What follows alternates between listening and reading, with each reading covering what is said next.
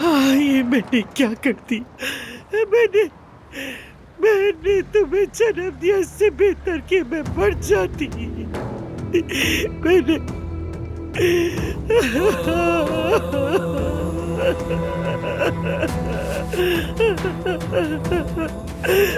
मैंने मैंने एक शैतान को जन्म दिया। मैं दुनिया में एक इब्लीस ले आई हूँ। आए आसमान आए। तुम मुझसे क्या चाहते हो? अभी तो नहीं, लेकिन एक दिन आपकी बहुत जरूरत पड़ेगी।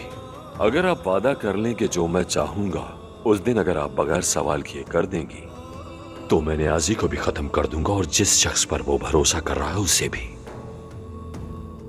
ठीक है, वादा करती हूँ। जब वो दिन आएगा, मैं वही करूंगी जो तुम कहोगे। तुमने अपने अमाल की कीमत अपने ही बेटों की जानों से चुकाई,